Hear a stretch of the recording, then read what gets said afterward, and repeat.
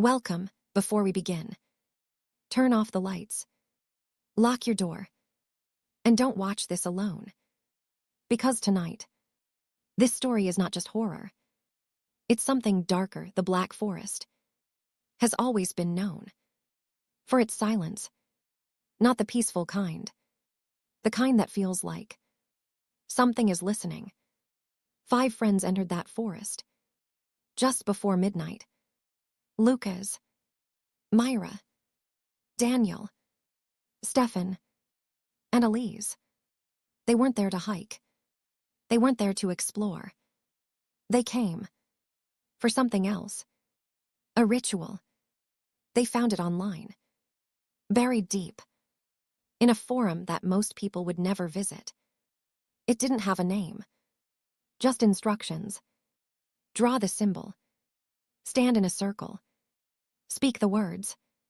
And never break the circle. It's probably fake, Daniel said. But he still showed up. They all did. Because deep down, everyone wanted to believe something would happen. Something real. They reached a clearing, surrounded by trees. So tall, they blocked the sky. No wind. No sound. Not even insects. That should have been the first warning. But they ignored it. Lucas pulled out a small camera.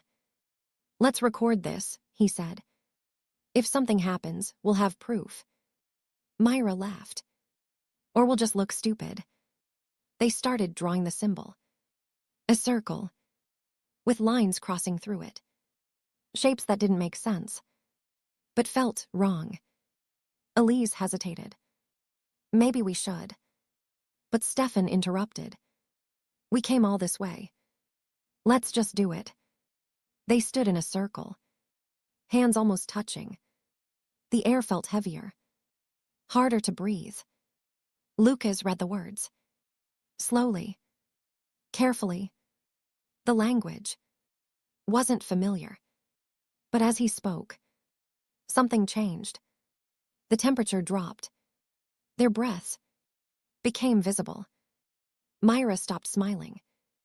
Daniel looked around. "Do you hear that?" "Hear what?" "Exactly." Silence. Total silence. Lucas continued reading. The final words echoed, even after he stopped speaking. That was the second warning. Then, something stepped, just outside the circle. They didn't see it, but they all felt it. Watching. Waiting. Elise whispered, "Don't move." Lucas slowly turned his head. And that's when he saw it. A figure. Too tall. Too thin. Standing between the trees. Its face had no features. Just a shape. And then it moved. One step closer. Still outside the circle. But watching. Waiting. For someone to break it. No one moved. Not at first. The figure stood there, just beyond the circle. Watching. Waiting. Lucas whispered, "Don't break the circle." His voice didn't sound like his own anymore. It sounded thinner, like something was pulling it. Myra's breathing became faster. "We should stop this." Daniel shook his head. "It's just someone messing with us." But he didn't step closer. He didn't move at all. Because deep down, he knew that thing wasn't human. The air grew colder. The ground beneath them felt softer, like something underneath was breathing. Elise closed her eyes. "We need to end this, now." Lucas looked at the paper. There was no ending written. Only instructions. To begin. That's when the figure moved again. One step closer. Still outside the circle. But closer. And then it tilted its head. slowly, as if it was curious. About them, about what they were. Myra couldn't take it anymore. I'm leaving. She stepped back.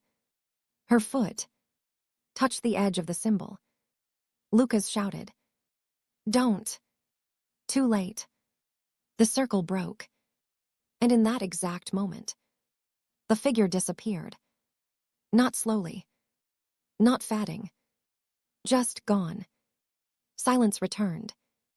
But it wasn't the same silence. It felt closer. Daniel laughed nervously. See, nothing happened. But his voice cracked. Because something did happen. They just didn't see it. Lucas grabbed the camera. Let's go, now. No one argued. They left the clearing. Fast. Too fast. Branches snapped under their feet. Leaves moved. Even where no one stepped. Elise stopped. Wait. Do you hear that? They all stopped. And then they heard it. Footsteps. Not theirs. Following them. Slow. Precise. Always. One step behind. They ran. No more talking. No more looking back. Just running. Until they reached the road. And the moment they stepped out, the sound stopped. Completely. It's over, Daniel said. But no one answered. Because deep down, they all felt it. It wasn't over. It had just begun. The next morning. Everything looked normal. Sunlight. Noise. Life. But something had changed. Lucas noticed it first. The footage. He sat in his room, replaying the recording. Over. And over. At first, everything looked the same. The circle. The forest. The figure in the distance. But then, something didn't match. When Myra stepped out, the figure didn't disappear. It moved. Fast. Toward them. Toward the camera. And then, the footage cut. Lucas froze. Because he didn't remember that. None of them did. That night, Myra called him. Whispering, "It's in my house." Silence. Then, the call ended. Lucas tried calling back. No answer. The next day, she was gone. No signs of struggle. No explanation. Then Elise. Same thing. A message.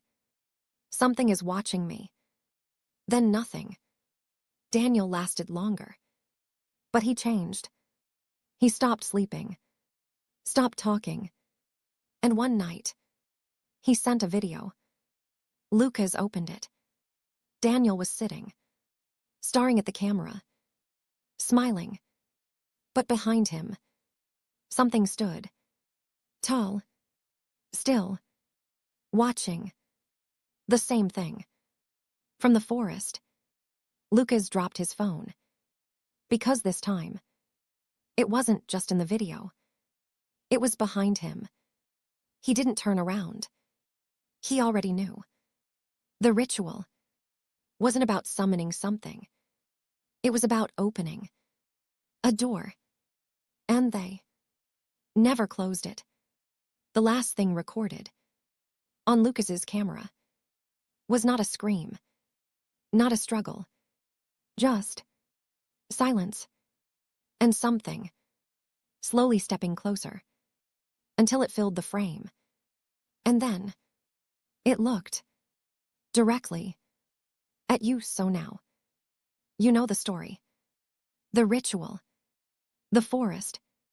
What came back. But here's the question. Did they bring it home? Or did you just let it in? The end. Our horror story for tonight concludes here. We'll meet again in the next horror story. Be honest. Would you try that ritual? And if something followed you home, would you even notice? Drop your answer in the comments. Good night.